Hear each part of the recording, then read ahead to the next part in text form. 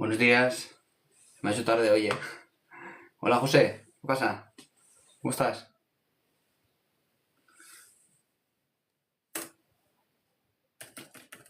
Hola, Mar. Cristina. Bienvenidas. A ver.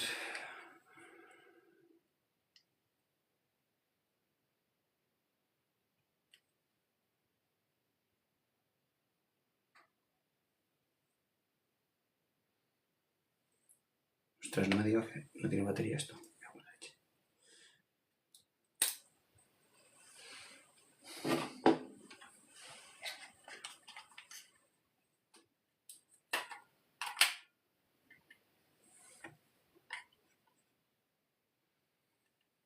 Bueno, pues lo voy a cargar. Un poquito.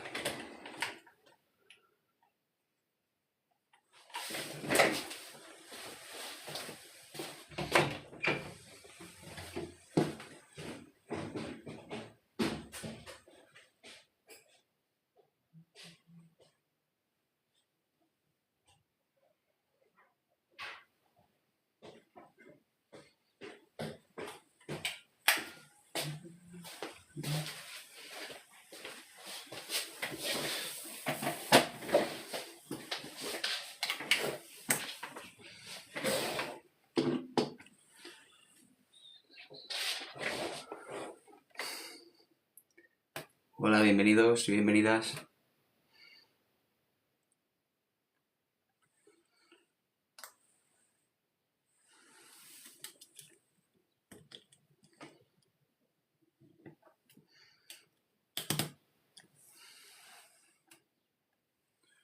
Se me ha hecho tardísimo hoy, ¿eh?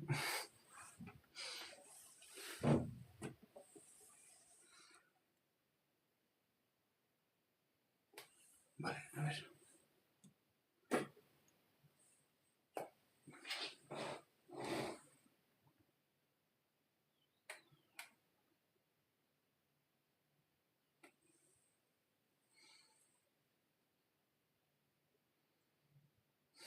Buenos días, Itita. Cristina, Pilar. ¿Qué tal, Pilar? ¿Cómo estamos? A ver si te pasas un día con tu hija por el directo de suscriptores, pero te quedas un rato, me refiero.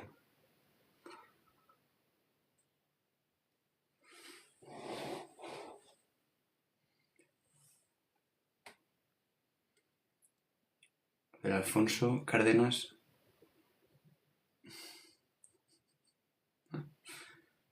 Tengo 16 años y quiero ir al psicólogo, pero ¿y si él le dice lo que hablamos a mis papás?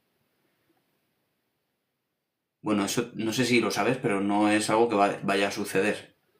Alfonso, el psicólogo nunca va a contar a tus papás lo que habláis. Porque al final lo que hay es un contrato de confidencialidad que es verbal, no se firma en ningún documento, pero es inherente a la terapia. ¿Vale, Alfonso? Y es algo que el propio psicólogo te va a decir conforme entres por la consulta, para que te quedes tranquilo y puedas hablar con soltura de cualquier problema. ¿Qué es lo que sí puede decir a tus padres de aquello que tú le digas? Pues solo en el caso de que se suponga o se sospeche, pues no sé, un riesgo real de quitarse la vida. Ahí es cuando uno tiene que intervenir, ahí sí, ¿no? Pero no cualquier cosa que le cuentes, por muy grave que sea. ¿Vale? Alfonso, quédate tranquilo con eso porque no va a haber problema. El precio de las consultas, Edward, lo puedes encontrar en la página web que está aquí, ¿vale? zorelpsicología.com.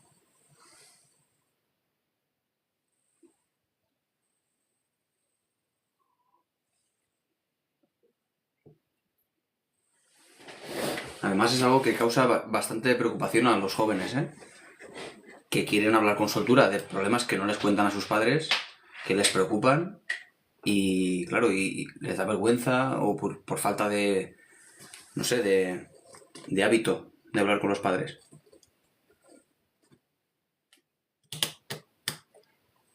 Pero más que nada por emociones, vergüenza, miedo, quizá a no ser entendidos.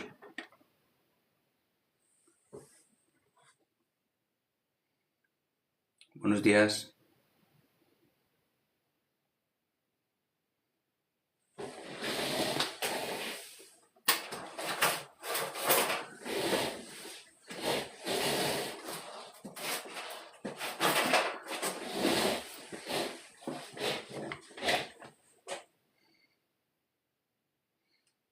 ¿Y los padres, no tienen derecho a saber lo que les pasa? No, leonesa.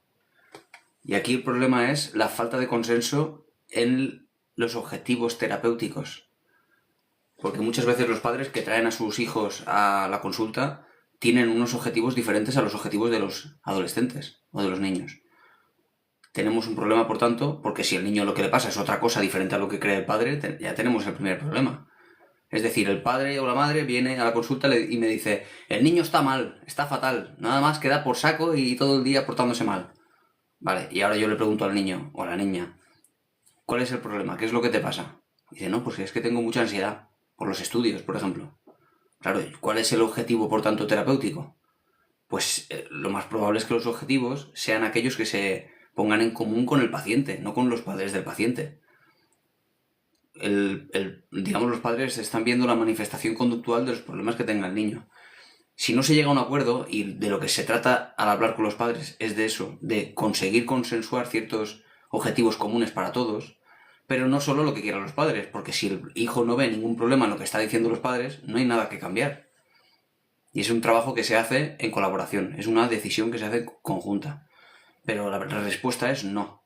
Los padres no tienen derecho a saber las preocupaciones del hijo en el caso de que confiese, por así decir, al psicólogo ciertas preocupaciones internas que no ha querido decir antes. No tiene ningún derecho, ningún padre, ni el padre ni la madre. Es algo que le preocupa y que no quiere contarlo a sus padres y tiene el derecho de guardárselo. Que lo más saludable sería que tuviera la confianza, el valor para decirlo, confiar en sus padres. Claro, eso sería lo ideal. Pero si no se lo quiere contar, tiene derecho. Y lo que no se puede hacer jamás en la vida, jamás de los jamases en la vida, es que el paciente, niño, se lo cuente al psicólogo, el psicólogo se lo cuente a sus padres en secreto, con la intención de que cambie algo en casa, porque entonces se ha traicionado la confianza del menor y por lo tanto ahí sí que se perdió completamente ya cualquier posibilidad de cambio. Si ni siquiera puede confiar en aquel que se supone va a guardar cualquier palabra que se hable en la consulta, pues imaginaos, ¿no?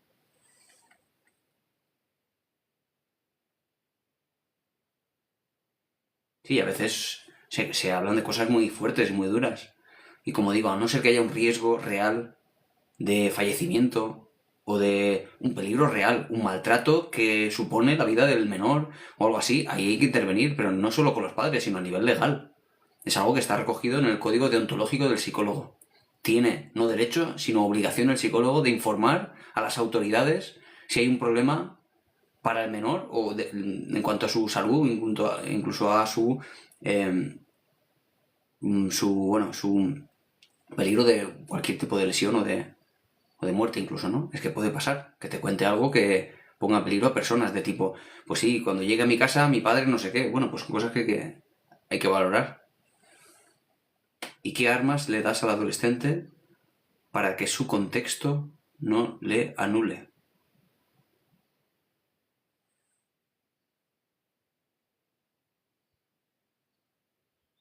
¿Qué armas le das al adolescente para que su contexto no le anule? Sí, es una pregunta interesante. Pero a la misma vez, ¿su contexto quién te refieres? ¿Los padres? Entiendo que el adolescente, si no le llevan los padres a la consulta, no va a ir por su cuenta. Si sus padres le llevan a consulta buscando un cambio, claro, entiendo que lo que buscan es una solución. Pero bueno, básicamente, si lo que quieres es una respuesta rápida a esto, porque habría mucho que matizar aquí, pero si lo que quieres es una respuesta rápida es asertividad, para que aprenda a decir con tranquilidad lo que piensa y lo que siente a sus familiares, a pedir lo que tiene necesidad de obtener, sin reproches y sin castigo a los demás, sin quejas, sino con asertividad. Eso por un lado. Y luego gestión emocional para que aprenda a sobrellevar las cosas que ya no esté en su mano cambiar. Es una etapa en la que tiene que surgir su identidad, tiene que competir muchas veces con la personalidad de los padres que quieren imponer su criterio. Es una etapa difícil para ellos y esas idas y venidas es lo que va a construir al final la identidad particular del menor. Sobre todo del adolescente hablamos, ¿eh? Antes no. Antes ellos es lo que es los padres y punto. Hola, Mara. Bienvenida. Es una etapa muy estresante muchas veces cuando ya venimos de una etapa en la infancia difícil. Cuando pensamos en la adolescencia no hay que pensar en una especie de vorágine que se lo come todo de forma abrupta cuando antes era súper tranquilo el niño. No es así. Siempre hay que pensar en una forma continuista de ser. Es decir, si el niño en la infancia tenía una infancia tranquila, moderada, en fin, neutra en cuanto a intensidad emocional, la adolescencia va a ser prácticamente igual. Si tiene una infancia muy complicada, bueno, continuista, y ese es el toque. Si tiene una infancia muy dura, desde luego la adolescencia va a ser convulsa, intensa, claro. No hay que pensar en la ruptura en la adolescencia, no. Va a seguir una continuidad.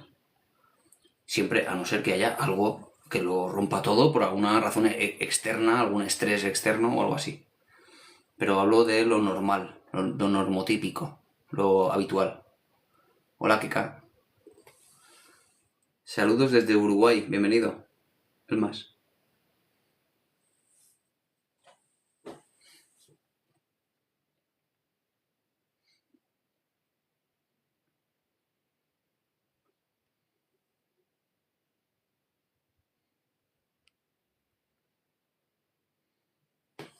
A ver, entiendo, hay veces que nos dé vergüenza contar ciertas cosas a los padres. Claro. Madre, cuando mi hermana... Ahí se ha cortado el mensaje. Sí, vergüenza bastante. Y, por ejemplo, cosas habituales que me encuentro en la consulta por parte de adolescentes que no cuentan a sus padres. Pues habitualmente cosas de pareja. Pero cosas de pareja, ¿cómo? Porque yo entiendo que si un adolescente le cuenta a sus padres pues quizá no instruidos, que no se acuerdan ya muy bien de cuando ellos vivieron en la adolescencia, tienden a minimizar un poco los sentimientos y a decir, ahí están con las cosas de niños, estos niños con sus cositas, con sus amores de la época, que luego se va pasando todo. ¿Sabéis qué pasa? Que en la adolescencia es cuando más intenso es todo. Cuando más duro y más difícil de llevar es todo, porque todavía no tenemos la capacidad ni siquiera para contener tanta emocionalidad. Es mucho más intenso todavía que lo que será después en el futuro la emocionalidad de la vida cotidiana.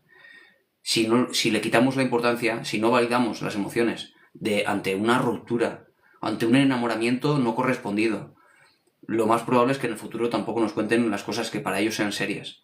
Y eso me lo he encontrado en la consulta. Después de cierta confianza, contarme un amor, pero excesivo, abrupto, un desamor sobre todo, que no se han atrevido a contar a los padres y que han conseguido conectar con el psicólogo, sobre todo en el sentido de que saben con certeza que no se lo va a contar el psicólogo a sus padres, ¿no? Eso es importante.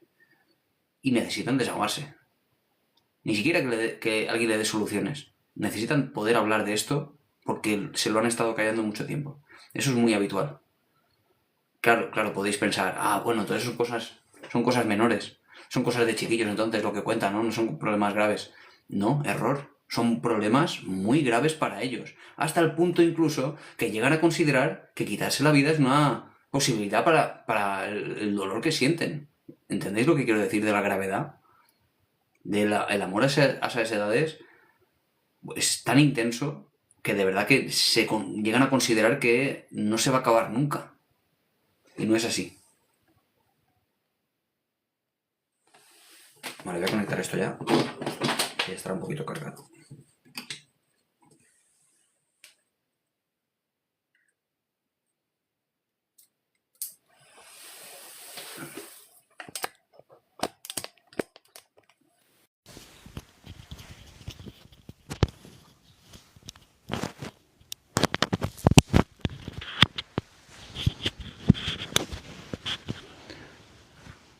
A ver. ¿Qué se puede hacer cuando no se tiene tolerancia a las contrariedades? Mara, pues es una cuestión aquí de trabajo diario. Porque decir tolerancia a las contrariedades es como un una categoría muy, muy amplia y extensa de algo muy poco definido y desde luego lo que uno necesita comprender es cada una de esas contrariedades, qué es lo que lo desencadena. ¿Por qué alguien se enfada cuando algo no es como espera que ocurra? Y lo va a ir viendo día a día con las contrariedades que aparecen en el día a día, con ese, pues, el panadero que no sé qué, que no me atiende cuando me tiene que atender, que se ha colado no sé quién en la cola del supermercado, que cualquier contrariedad que sientas, que hay personas que se enfadan y personas que no, va a tener uno que entender qué es lo que lo desencadena para uno. Y lo que lo desencadena para uno no es, desde luego, la conducta de los demás, como ya tantas veces hemos repetido.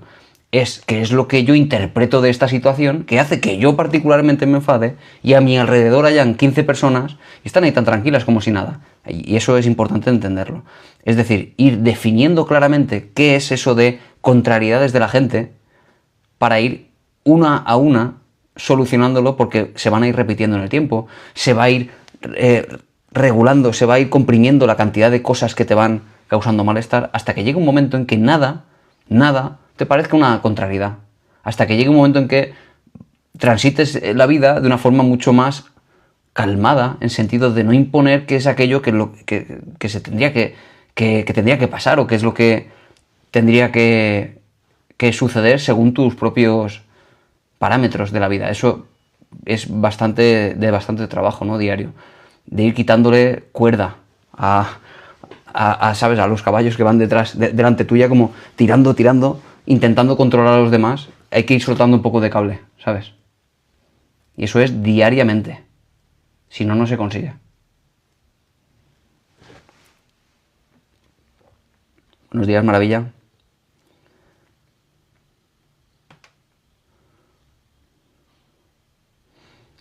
Pues, una pregunta. Es fácil, ante esto que estoy mencionando, que creo que a todos nos pasa un poco esto, ¿eh? No es algo de una persona particular que tuviera un problema o... Da igual, cualquier persona se puede enfadar o sentir ciertas contrariedades ante el contexto habitual de la vida cotidiana, de verdad, es algo muy habitual.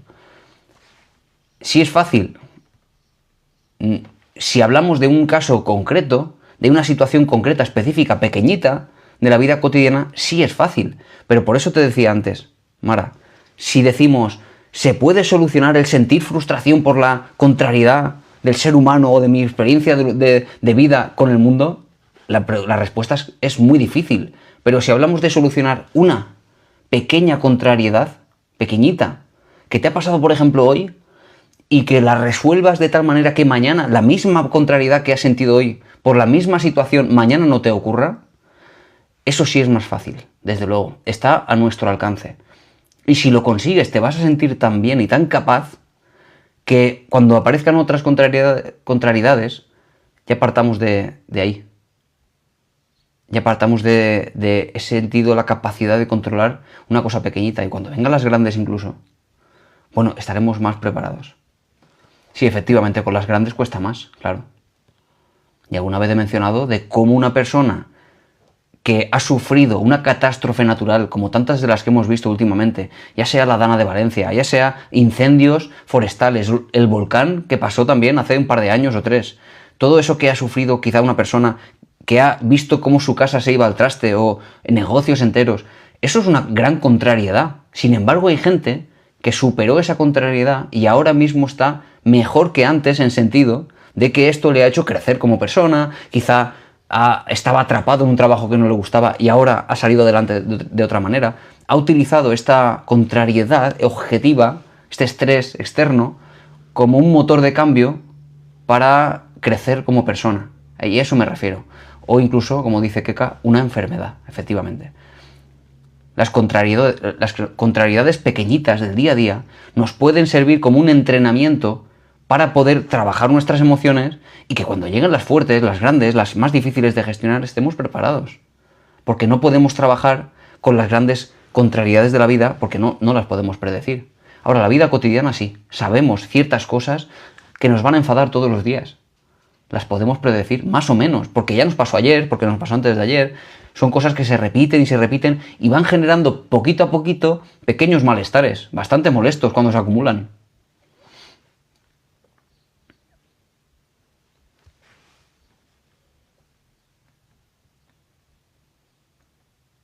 A ver, yo con los años he aprendido que las pequeñas cosas no me afectan. Pues mucho mejor. Mucho mejor, Rita. No, pero me refiero a pequeñas cosas de eso, pues pequeñas discusiones en casa, con tu marido, con tu mujer, con los hijos, con incluso eso, con vecinos, primos. Resulta que uno en la familia pues no vino a la boda de no sé quién, de repente, y yo veo a diario un montón de cosas, un montón de discusiones, que desde fuera se ven como, bueno, menores, tonterías. Yo sé que se vive así desde fuera, pero la persona que está viviéndolo no lo vive como tonterías.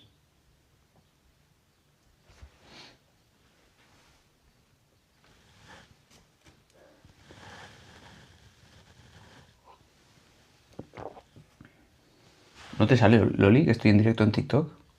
Sí, pues estoy en directo.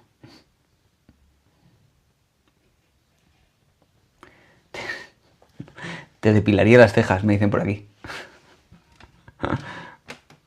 Son cosas que, claro, dado que soy psicólogo y no soy modelo ni nada de eso, pues es algo que no le doy ninguna importancia a mis cejas. Pero bueno, entiendo la necesidad que tienes tú de que los demás, de que el mundo entero, aparte de ti, que está fuera de tu mente, que somos el resto de seres humanos, que tengan las cejas como a ti te gustaría que las tuviéramos.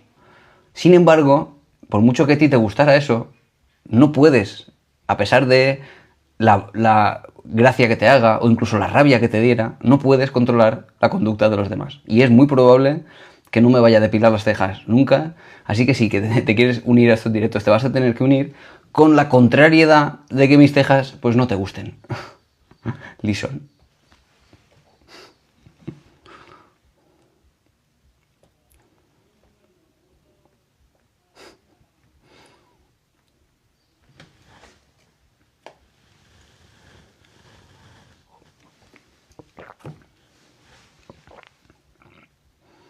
Gente se enfada por tonterías y pienso que no merece la pena. Sí, a eso me refería, ¿no? Al menos son tonterías para uno. Son tonterías para uno. Para los demás, para el que lo vive, no lo vive como una tontería. Para uno mismo es, a veces, del 100% de la gravedad. Es una cuestión de perspectiva. Y creo que tiene que ver con este comentario, a ver.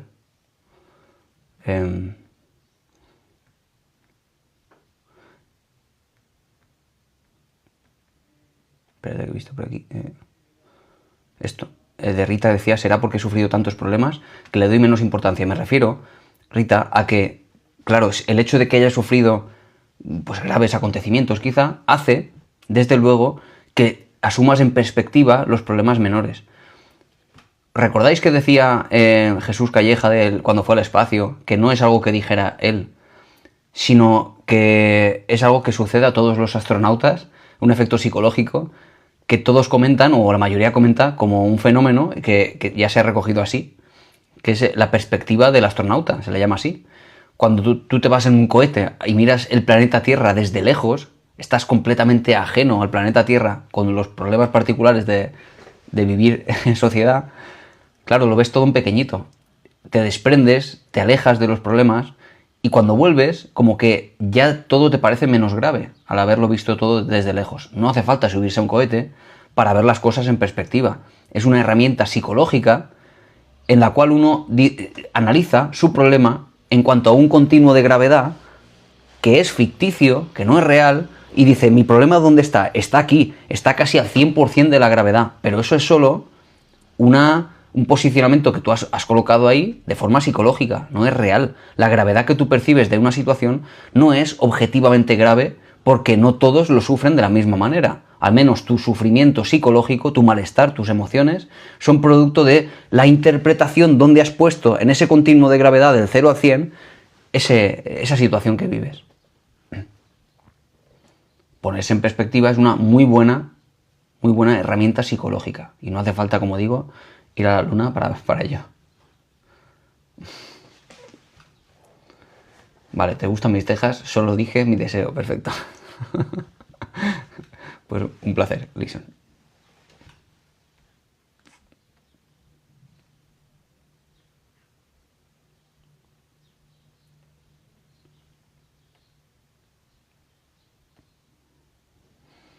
Yo cada vez tengo menos paciencia. Es que ni para discutir. Anda. Sí, por ejemplo, que cachu. Es decir, alguien te dice, no sé, algo contrario a tus ideologías políticas en un bar. Alguien dice algo, incluso que no te lo dicen a ti, que están hablándolo solo. Tú te metes, porque te da mucha rabia lo que están diciendo, y te metes a intentar cambiar el orden del debate, o no te metes. Y a ti, Mara, te pasa igual. ¿Tú te meterías en esa conversación para cambiarle su perspectiva o algo así? Hola, Maricruz Palacios. Mi infancia fue trabajar a los 12 años y hoy me pasó factura. Wow. Antes era así, era bastante habitual, ¿no? Ponerse a trabajar muy pronto por necesidad, muchas veces. No discutes. Mejor.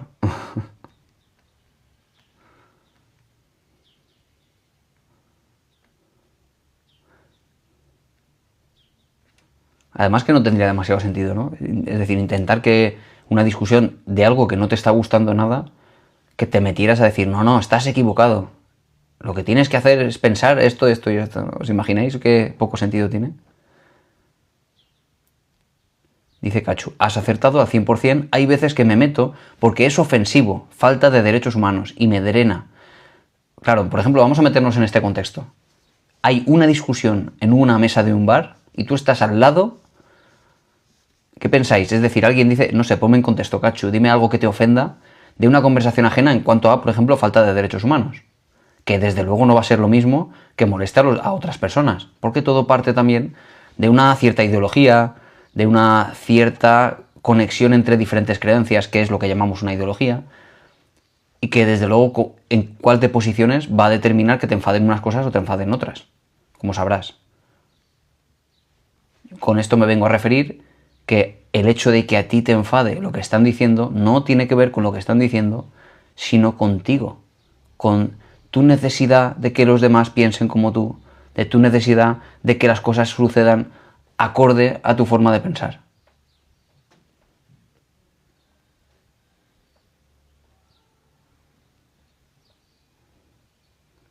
Sí, claro, sería más bien, Cachu, alguien que conoces, ¿no? Vale. Porque te da más rabia, porque al final alguien que tú conoces, que piense, por ejemplo, equivocado, por así decirlo, que se equivoca en su argumento, quieres meterte como para intentar que entienda algo que no entiende, ¿no? Algo así. Lo entiendo. Tiene sentido que te esfuerces más por personas a las que aprecias o quieres, ¿no?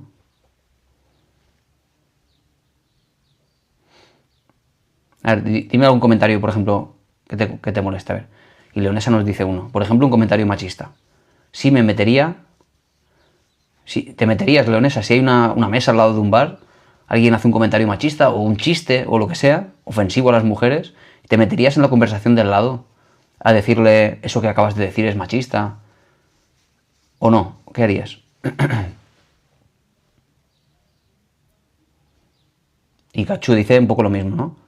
Gente que pueda decir que la violencia machista no existe, por ejemplo, ¿no? Y tenemos al lado en la mesa del bar gente, pues no sé, un grupo de 3 o 4 hombres hablando de que todo esto es una mentira, que es una cuestión política o politizada, y hace algunos comentarios de estos. ¿Qué hacéis? O terraplanistas. ¿Eh? Sí, pero vamos a pensar, Mara, que es un familiar tuyo. Con lo cual, claro, le añadimos aquí un elemento más. Añadimos que al ser un familiar tuyo, por ejemplo, o alguien a quien tú aprecias, un amigo tuyo, claro, todavía duele más porque dices, joder, es que está perdido esta persona, es que no se entera de nada. Cuesta más desprenderse y decir, no quiero saber nada. Cuesta un poquito más, digo, es un añadido de complejidad. Porque tú lo que quieres es que la persona esté en el camino correcto y no se equivoque, ¿no?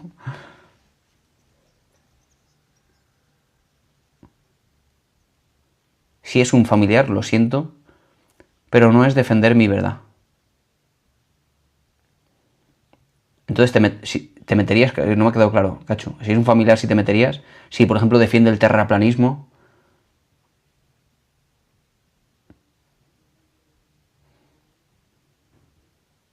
te meterías. Y le dirías, por ejemplo, ¿qué le dirías? De tipo, bueno, eso del terraplanismo son tonterías que has visto en internet, pareces tonto. No sé, pienso, ¿cómo lo harías? Y pregunta, una segunda pregunta, ¿crees que funcionaría? ¿Crees que funcionaría el argumento contra el terraplanismo? Yo estoy terraplanista. Muy buen matiz. Mara, estoy terraplanista. No soy, porque es maravilloso el idioma en castellano con el verbo ser que matiza entre ser y estar, porque no es lo mismo. Entonces, estar terraplanista está guay porque es contra el sistema, pero no es lo mismo que estar, ser y estar. Ser terraplanista es otra cosa. Yo no me metería, simplemente me voy porque para toda acción hay una reacción y evito discutir.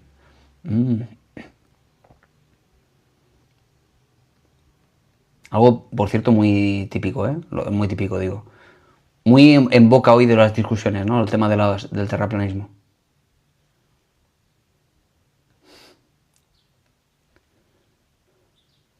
Ah, vale. Entonces sí eres, ¿no? Eres terraplanista. Vale, pues mira, tenemos un ejemplo. Yo creo que está diciéndolo de broma, Mara, ¿eh? De todas maneras. Pero bueno, si es así, pues perfecto, tenemos un ejemplo de una persona que opinase sobre el terraplanismo y cómo los demás nos veríamos como azotados por creencias que nosotros no tenemos y cómo nosotros enseguida nos da un cambio, un chip, como diciendo, bueno, vamos a convencer a esta persona de que está equivocada. Yo cada día paso más de todo.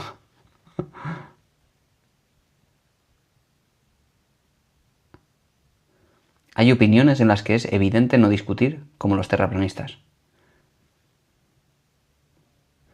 Bueno, creo que puede ser. Yo lo he visto. No, entonces yo qué sé. Ya entiendo el argumento, Mara. Entiendo el argumento de como no he visto la elipse o la forma curva de la Tierra, entonces no lo puedo confirmar. Ya es un argumento un poco vacío, porque yo no he visto la Segunda Guerra Mundial, pero deduzco de todos los datos y todos los materiales, tanto crónicas como materiales físicos que tenemos, en fin, deduzco, y sobre todo por el compromiso de la ciencia a lo largo de la historia, deduzco que la Segunda Guerra Mundial ocurrió. Y deduzco ciertas cosas como que el Imperio Romano estuvo allí, que hubo, en fin, personas que no hemos visto. Al final la ciencia supone el efecto trinquete, que es que algo se descubre y sobre la base de ese descubrimiento se suma otro descubrimiento asumiendo lo anterior. Con lo cual, claro, a nosotros no nos hace falta ser expertos en física para, por ejemplo, confiar en los físicos sobre la esfericidad de la Tierra o confiar en los biólogos para la evidencia de la teoría de la evolución, ¿no? Porque yo no soy biólogo, ni soy físico, ni soy astrofísico, yo soy psicólogo y otra persona que no es psicóloga no le hace falta ser psicólogo para confiar en la ciencia de la psicología, porque puede preguntar a un psicólogo o puede, en todo caso, estudiar a través de los estudios científicos la ciencia de la psicología. Confiamos en que cada uno en su campo aporta algo a esta cadena, a este circuito, esta construcción en línea que va desencadenando nuevas construcciones, y este corpus científico demuestra una serie de cosas, asumiendo anteriormente un montón de otras demostraciones. Bueno, es como funciona la ciencia, llamamos efecto trinquete a esto. Me refiero con esto en que no hace falta ser expertos para asumir lo que ya se sabe.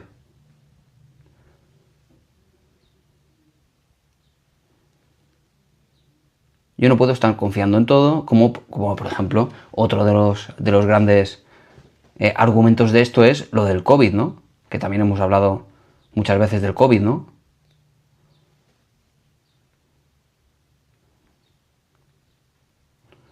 Por ejemplo, mira, vamos a intentar hacer una reflexión sobre las creencias sobre el COVID. Y también, pues de paso, pues ya que estamos hablando del terraplanismo, viene un poco por la misma línea. Vale. Y alguna vez creo que lo he preguntado, ¿pensáis que el COVID fue una intención o una mentira de una conspiración grandísima contra la sociedad para lo que sea, para quitar gente, para lo que sea? ¿Pensáis que eso es así? Mara, creo que sí, porque me pregunta si me lo creí.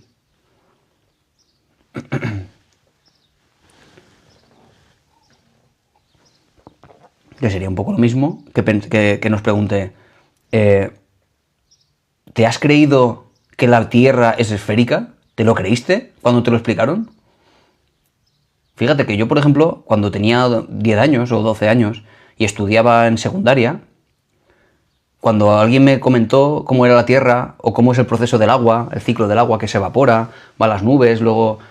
Yo no dudé en ningún momento que eso fuera así. Sin embargo, cuando a mí me contaban cosas pseudocientíficas de la Biblia y cosas así, mi mente sí reaccionaba en contra de eso de forma automática. Decía, pero ¿cómo va a ser eso? ¿Cómo va a abrir las aguas? ¿Y cómo va no sé qué? ¿Cómo se va a parar el cielo? Mi mente reaccionaba. Sin embargo, no reaccionaba en absoluto cuando de forma científica me explicaban algo. En modo, pues, para niños. Entonces, cuando a mí me dicen, ¿y tú te creíste que la Tierra es esférica? Y yo digo, sí, me lo creí. Y me preguntan, ¿tú te creíste lo del COVID? Yo respondo, sí, me lo creí. Yo no soy epidemiólogo, ni, como digo, soy experto en biología que me lleve a saber con matices cómo funcionan los virus y las moléculas y los contagios. No es mi campo. Pero yo sé que si hubiera habido otro problema o una pandemia de efectos psicológicos, como experto en psicología, sabría lo que es mentira y lo que es verdad. Claro, con lo cual la gente confía en los psicólogos para materia de psicología. De la misma manera que confía en los médicos, los especialistas en epidemiología, para el tema de los virus. Que hay un médico que hable de la conspiración y de que todo es mentira, que además ya previamente ya tenía sus idas de olla con sus cosas características y sus plantas y sus cosas. Eso no define nada. Tenemos que hacer alusión siempre al corpus científico. A qué opina la mayoría y sobre la base de los estudios que están haciendo.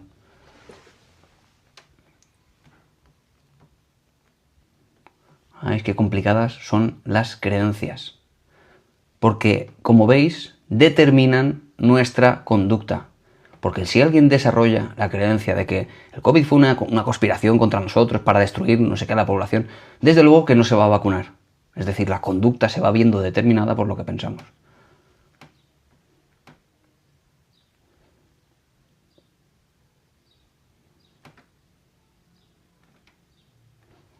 Sagitario nos dice, yo creo que sí echaron el virus para reducir población. Ven, vamos a asumir este argumento. Porque no sabemos si el virus lo echaron para reducir la población o no, eso no lo sabemos. ¿Cierto o no? ¿Sabemos o no? Yo no lo sé, por lo menos. Pero sí sé, seguro, lo sé segurísimo, porque vale, eso sí lo puedo saber, ¿vale? Sí sé seguro, Sagitario, que tú tampoco lo sabes. Tú lo puedes creer. Sé también que Mara tampoco lo sabe. Es decir, que Mara puede creer, o Francisco puede creer, que fue una conspiración para reducir la población. Podéis creerlo, pero no lo podéis saber. Yo tampoco lo sé si es verdad o si es mentira. Lo que sí sé yo, como experto en mi campo, en psicología, lo que sí sé seguro, sin ninguna duda, es que si tú lo crees, a diferencia de yo, que yo no lo creo, tú te vas a sentir a consecuencia de creer que el virus lo provocaron a propósito. Es decir, vas a empezar a desarrollar la idea de que vivimos a lomos de gigantes, como decían por aquí, de que vivimos en un mundo muy oscuro, pues gobernados por personas que son capaces de matar a la población, a pesar de que puede que no. Es decir, es posible que como la peste negra en la Edad Media sucediera un virus por razones aleatorias, como que en los campos de China, donde nadie habita la población desde hace siglos, de repente por la sobrepoblación china avanzan y vete a saber, no sabemos. Puede ser que por razones ajenas a la intención maligna humana sucediera lo que sucedió. Puede ser también. Puede ser o no puede ser. Pregunto si puede ser. Pues la verdad es que sí puede ser, que no fuera provocado a propósito. Y ahora bien, si yo no lo sé, ni vosotros tampoco lo sabéis, qué es lo que verdaderamente ocurrió, y de hecho no lo vamos a saber en la vida, la pregunta es, ¿qué preferís creer? Porque así penséis, así os vais a sentir. Y yo no me siento víctima de una gran conspiración, de un mundo oscuro, que son capaces de hacernos este tipo de cosas. No, porque yo no creo que eso pasará. Y aquí la idea es que cuando hay algo que no podemos demostrar, cuando hay algo que no podemos saber a ciencia cierta, vamos a tener que elegir qué es lo que queremos creer. Lo vamos a tener que elegir. Hay veces que tenemos datos suficientes para saber algo de forma clara y rotunda. cuando tenemos suficientes datos de algo que se puede medir, que se mide, que se hacen estudios, pero después hay cosas que no. Y ahí es donde vamos a tener que elegir.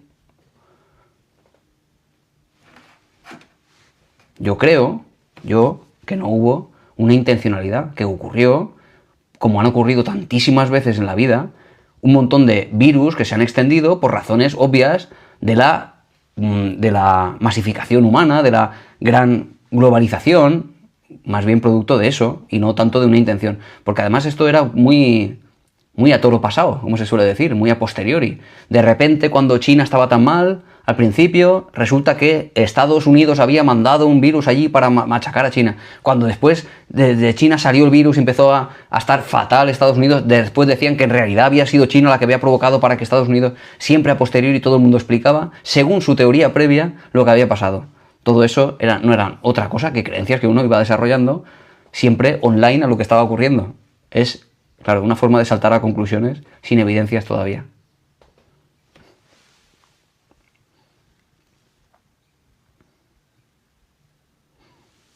Buenos días. Los psicólogos en España suelen tener la misma fama que los abogados en EU. No sé. ¿Qué fama tienen los abogados en Estados Unidos? Alfonso, no lo sé. ¿Qué te refieres con eso?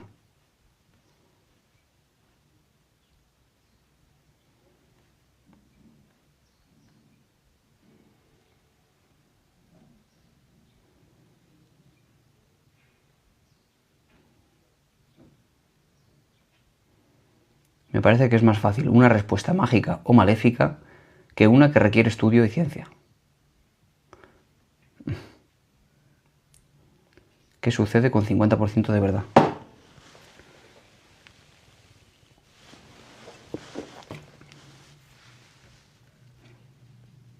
Eso, se trata de elección y humildad. Reconocer lo que no sabemos. Mira, fijaos. Me pasó hace muy poco algo, pues un poco parecido a nivel micro en el colegio de donde va mi hija. Que resulta que el edificio donde estaba el colegio lo tiraron abajo porque había abajo una veta, no sé qué, de sal, se estaba haciendo como una grieta por la que pues, al filtrarse el agua iba como descomponiéndose, por lo tanto había riesgo y el edificio lo tiraron. Mientras tanto, hacían estudios geológicos del terreno, desplazaron a los niños a otro edificio de la localidad y llevan así 3 años ya en otros edificios. Bueno, a todo esto ya habían contratado a una constructora para que reconstruyese el edificio otra vez, pero arreglando el terreno, no sé qué. Bueno, cuando ya estaba todo preparado para construir el terreno, resulta que casualmente desde Villena una serie de investigadores de la Universidad de la Universidad de Alicante, pero no sé qué historias más raras, un arquitecto manda un estudio prácticamente casual. Es decir, coge de un satélite imágenes de aquí, de allá, y dice, lo que hay aquí es lo mismo que lo que hay en Monóvar, en el lugar este. Es una veta más grande de lo que parecía, no sé qué, totalmente, al final resulta que no se puede construir, porque el informe del arquitecto no recuerdo qué profesión tenía, bueno, arquitecto creo que era, sí. Que el informe del arquitecto decía que no se podía construir. ¿Sabéis lo que pasó en el momento que dijo el arquitecto esto? Que, de nuevo, todo esto era una conspiración del gobierno de no sé dónde para no construir el edificio, porque en realidad la constructora se llevaba el dinero, porque el arquitecto había sido untado. Y yo estaba ahí en una reunión con todos los padres de los niños. Claro, yo mi mente respondiendo de forma completamente diferente a cómo estaba respondiendo la mayoría. Eran, pues eso, madres de algún padre, pero sobre todo madres de los niños afectados por esta situación. El caso es que todos decían, el arquitecto está untado para que no se haga porque en realidad se han llevado el dinero. Y yo decía, ¿y no será que el arquitecto ha visto algo allí realmente, que ha medido ese algo y por esa razón ha mandado un informe y por eso se han paralizado las obras? Digo, yo me lo planteé como una posibilidad porque ahí todo el mundo había determinado que era una gran conspiración para que se llevaran el dinero y al final no sucediera lo de la obra.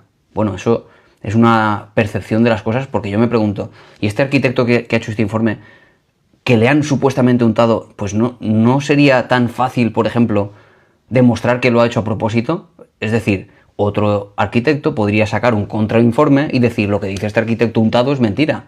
Con lo cual, ¿por qué haría un arquitecto, por qué se jugaría un arquitecto su reputación y su trabajo al final? Porque puede perder su trabajo por un dinero que al final se va a ver en alguna parte. Es decir, no deja de ser, de nuevo, la interpretación en parte afectada por las emociones de que se ha perdido el edificio, de que, en fin, cosas así. Mi mente responde de otra manera a eso. Digo, ¿no habéis podido pensar la posibilidad de que en realidad esto sea verdad? Que hay grietas que se ven claramente, en fin. Es como responde de forma racional una mente trabajada. Sí, veo que el tema de las vacunas es un tema delicado. Hay mucha gente que ha sufrido mucho, gente que ha muerto, gente que lo ve desde fuera pues de otra forma, gente que cree que es una conspiración, da igual. El caso es que lo que uno piense es lo que va a determinar su conducta. Eso lo sabemos claramente. Como ya sabéis. Hola, hola Maite. Bueno, chicos y chicas, me voy a despedir, ¿vale?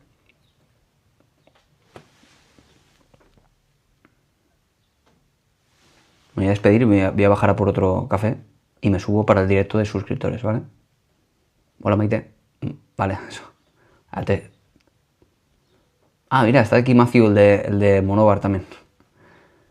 Bueno, chicos, me despido. Veo que ha sido candente este tema, ¿eh? Ha sido candente. Siempre sale mal parado este tema.